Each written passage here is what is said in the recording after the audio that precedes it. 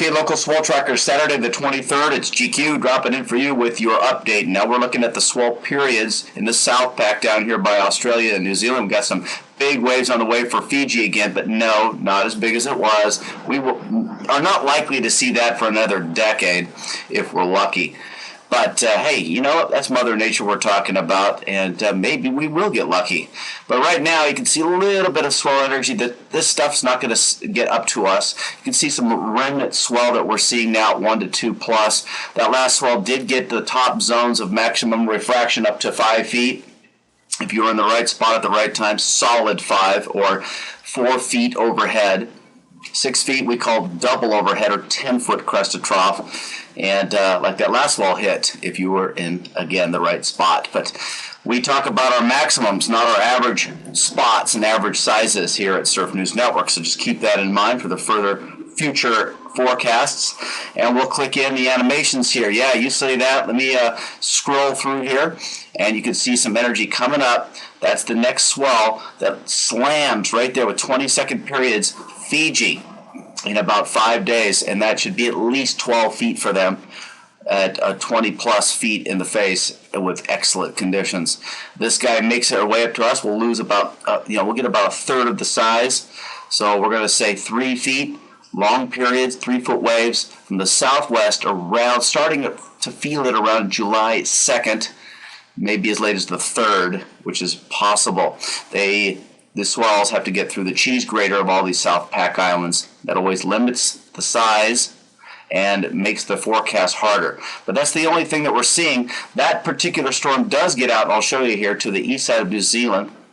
Or actually a new storm actually throws up some swell for a few days later, Thursday the 5th. So we're looking good early July. Nothing big, but it won't be mill pond flat. Okay.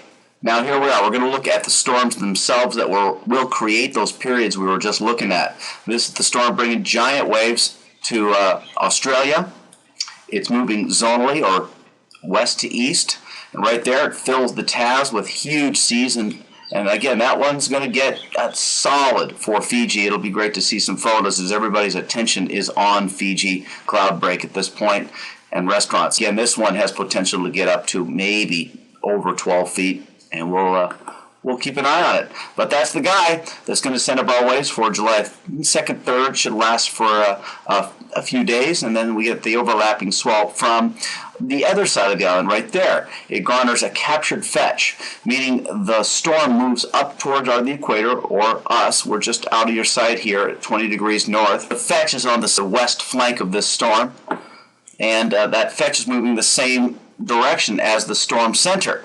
That allows greater sea development, greater sea growth, increases the probability at least. And from that one, July 5th, solid 3 feet, and that's going to be my claim for now. Okay, now for the swell periods in the North Pac. Here we are stuck over in the right-hand side of your screen, 20 degrees north latitude.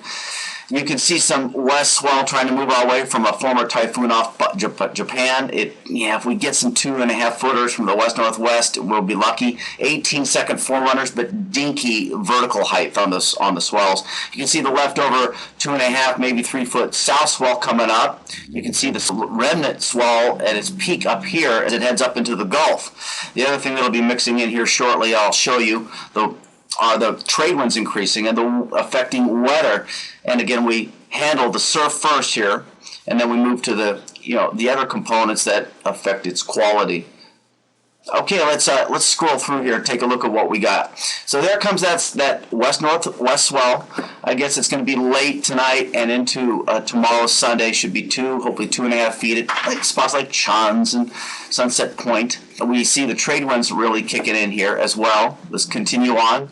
The trade wind swells will last for at least through Tuesday, and then they back down again. But there's a high pressure that's real strong to our northwest. And then after that, you see it's nothing but trade wind swell and nothing for the country.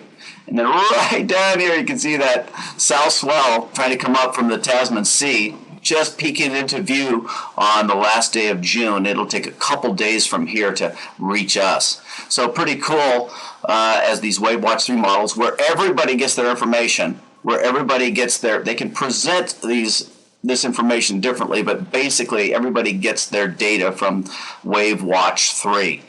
And so it's pretty cool to see that this is the foundation of it all right here. Now we take a look at the North Pack, a broader view of everything. We will not see anything from this soft storm that's tracking up to the eastern Aleutians here. We are looking at a big high pressure. You can see the blues there, and it's sweeping clockwise. It's really strong. We're seeing quite a bit of cloud cover. There's a couple from this troughiness over here. We see a couple frontal bands that will be moving our way. That low pressure is actually pushing the high pressure down a little bit, squeezing the north-south pressure gradient, increasing the trade winds and trade wind swells, and again affecting our conditions. That's what's happening over the next several days. It's happening right now over the weekend as we speak. And if you look outside, you can see a lot of cloud cover. But most of the showers will be confined to the Windward and Mauka areas. In the afternoons, the land heating actually takes the tops off the clouds, gets rid of the softer clouds, and decreases the moisture in the clouds. However, the windward side continues to see the rain because of orographic forcing. It takes the trade winds, blow up against the windward side, push the clouds in the air up into the upper regions where the air gets cooler and getting away from that daytime heating. So that's why the windward side is going to continue to see those occasional showers and definitely more cloud cover. The leeward side tends to burn off. Okay, clicking in the animations, you can see really not a whole lot going on. We're not going to be seeing any swell for the North Shore in this scenario for the next 7 days. And a lot of blues and not very many blobs. Oh well. Okay, now we're hitting up Mark's, who owns Storm Surf, his models showing the jet stream, the large upper air currents that enhance and steer the low pressures within them. Up here in the North Pack, you can see that blue area is the high pressure that kind of blocks what we do see of the upper jet. It comes up and over it, swings up over the west coast. And we'll click in the animations. You can see pretty much the blues stay there. We do have a little bit of troughing, and it looks like it's not going to be producing any low pressures in the long haul. The northern branch down here at the tip of New Zealand is the dominant Delio until about 5 days out, June 28th. It does point up towards the equator or directly towards us. That's called a meridional flow. And that's where we like to see our south swells come from. We like to see those storms travel our way, get a captured fetch or a following fetch, and but we just want bigger storms. We have a small one, and I'll show you that in a bit. Other than that, the northern branch dominates. We see that one Tasman sea swell, and let me show you that right there. In the next few days, we see that Tasman Sea sneak up here, and a few days after that, we get that flow right off the east coast, and then after that, well, we just got to wait and see. But that's what's happening for the next 7 days. Now, here are the handwritten surface charts, things that are happening right there on the water. Big high pressure, spinning clockwise, the lows counterclockwise, these lows and high pressures can affect the surf in between them through those increased pressure gradients. We're not seeing that in this case as far as swell. We're seeing our wind swell for the country up here from this high pressure and to the windward side. Makapu'u Sandy's seeing that for the long haul.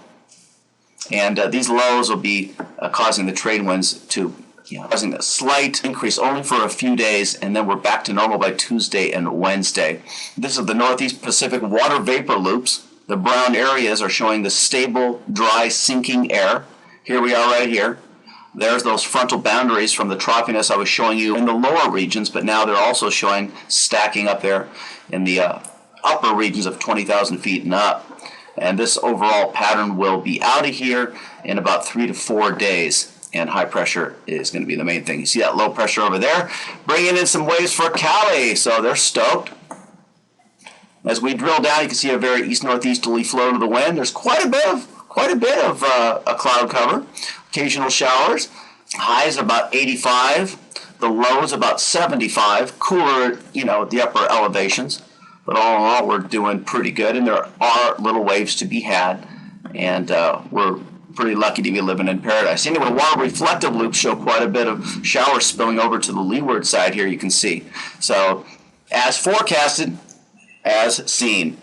That's the update. We got the southwest swell for the second, third, The south-southwest swell for the 5th and 6th. Country, we're praying for a little west bump for Sunday, Monday. And then trade wind swells should hold. Aloha from your local swell tracker.